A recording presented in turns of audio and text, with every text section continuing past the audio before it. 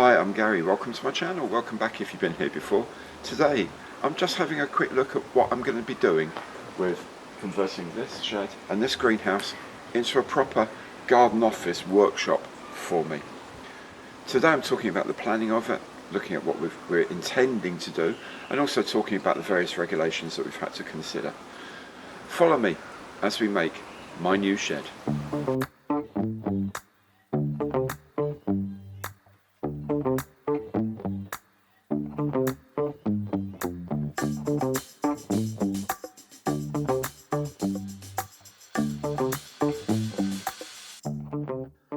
Our property is a mid-terraced house built in the 1930s, sitting between a broad side road and a school playing field.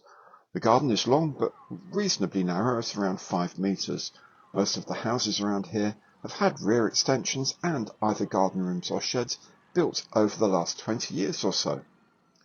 One very helpful feature for us is an access rule. There's an accessway to the side of the house next door to us, and the requirement to allow access across the back. This goes back to the days of domestic coal deliveries.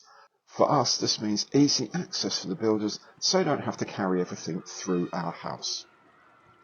The existing shed was custom made with a wooden frame and fibreboard panels, including insulating foam boards.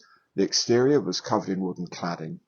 It sits on the soil and concrete, but you can see from the base of the greenhouse how much higher the ground is here than the rest of the garden, so some excavation will be needed. To the rear of the shed is a small passageway now full of unused gardening material. The boundary to the right or eastern side is a wooden fence along which we used to have containers for growing strawberries and tomatoes and such. All of these have been removed and will be reused elsewhere next summer. In one soil bed here is a rose bush that has sentimental value and will need to be replanted, and we will have to see whether or not we have to take down the plum tree. On the other western fence, we have already cleared the bed and removed an apple tree that was there. The shed itself is in increasingly poor repair, so needs replacing anyway. There is an electrical supply for a panel light inside, but this is obviously completely inadequate for the needs of the workshop. A new armoured mains cable and a Cat5 Ethernet line will be run from the house.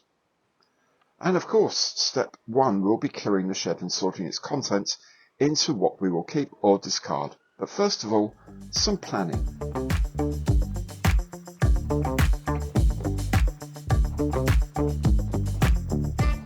Permitted development allows for a limited amount of construction without the need to apply for full planning permission. The rules I'll talk about here apply in England. Rules are different for other nations of the UK.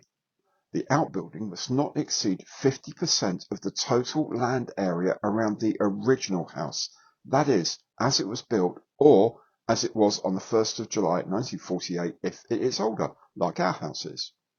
That's the originally built size, not allowing for more recent extensions or other outbuildings. Our planned room is well within this limit. In other rules, outbuildings are not permitted within the grounds of a listed building. They're not permitted forward of the principal elevation of the house. Normally this is the front, so no shed on your off-road parking space.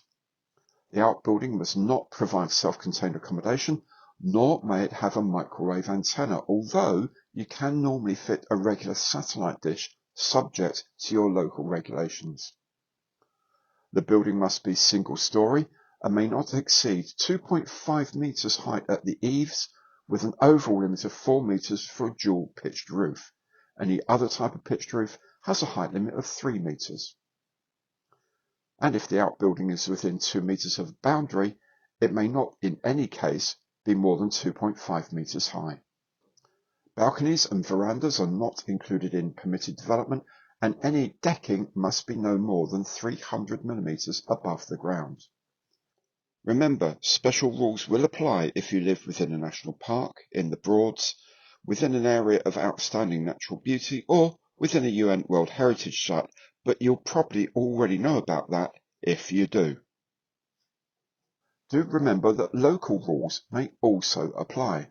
Under our borough's unitary development plan, a house of our size should have at least 50 square metres of free garden space, should not cause loss of light or adversely affect our neighbours' living conditions, and anything of business or commercial use is unlikely to be allowed other than for the purposes of working from home.